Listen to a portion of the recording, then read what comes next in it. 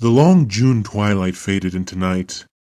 Dublin lay enveloped in darkness but for the dim light of the moon that shone through fleecy clouds, casting a pale light as of approaching dawn over the streets and the dark waters of the Liffey. Around the beleaguered forecourts the heavy guns roared. Here and there through the city, machine guns and rifles broke the silence of the night, spasmodically like dogs barking on lone farms. Republicans and Free Staters were waging civil war. On a rooftop near O'Connell Bridge, a Republican sniper lay watching. Beside him lay his rifle, and over his shoulders was slung a pair of field glasses. His face was the face of a student, thin and ascetic, but his eyes had the cold gleam of the fanatic. They were deep and thoughtful, the eyes of a man who was used to looking at death. He was eating a sandwich hungrily. He had eaten nothing since morning. He had been too excited to eat. He finished the sandwich, and, taking a flask of whiskey from his pocket, he took a short draught. Then he returned the flask to his pocket. He paused for a moment, considering whether he should risk a smoke. It was dangerous. The flash might be seen in the darkness, and there were enemies watching. He decided to take the risk. Placing a cigarette between his lips, he struck a match, inhaled the smoke hurriedly, and put out the light. Almost immediately, a bullet flattened itself against the parapet of the roof. The sniper took another whiff and put out the cigarette. Then he swore softly and crawled away to the left. Cautiously, he raised himself and peered over the parapet. There was a flash and a bullet whizzed over his head. He dropped immediately. He had seen the flash. It came from the opposite side of the street. He rolled over the roof to a chimney stack in the rear, and slowly drew himself up behind it, until his eyes were level with the top of the parapet. There was nothing to be seen, just the dim outline of the opposite housetop against the blue sky. His enemy was under cover. Just then an armored car came across the bridge and advanced slowly up the street. It stopped on the opposite side of the street, 50 yards ahead. The sniper could hear the dull panting of the motor. His heart beat faster. It was an enemy car. He wanted to fire, but he knew it was useless. His bullets would never pierce the steel that covered the gray monster. Then round the corner of a side street came an old woman, her head covered by a tattered shawl. She began to talk to the man in the turret of the car. She was pointing to the roof where the sniper lay. An informer. The turret opened. A man's head and shoulders appeared, looking toward the sniper. The sniper raised his rifle and fired. The head fell heavily on the turret wall. The woman darted toward the side street. The sniper fired again. The woman whirled round and fell with a shriek into the gutter. Suddenly, from the opposite roof, a shot rang out and the sniper dropped his rifle with a curse.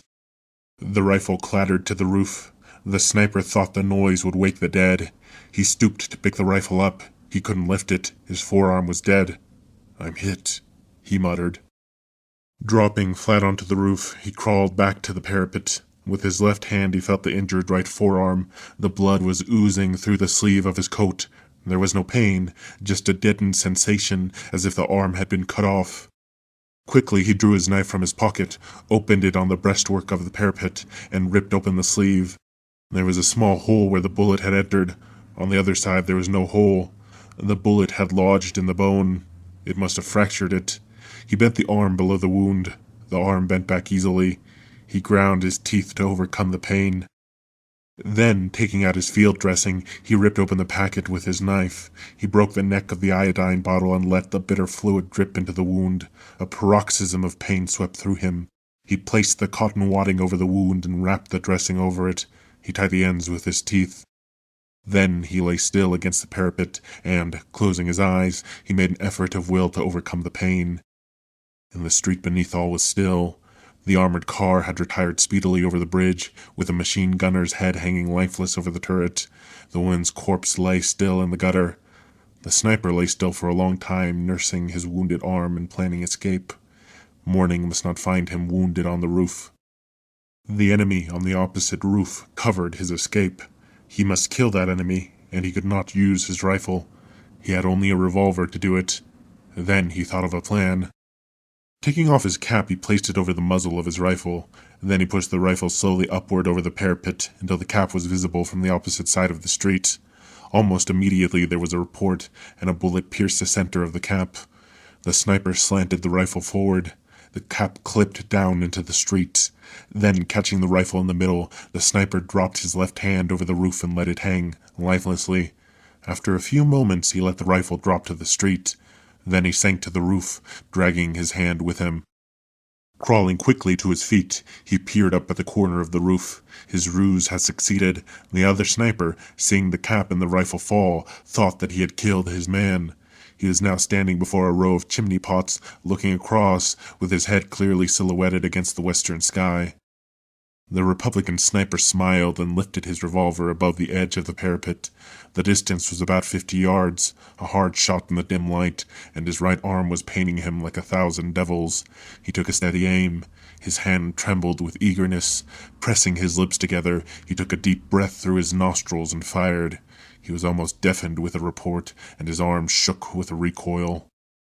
Then, when the smoke cleared, he peered across and uttered a cry of joy.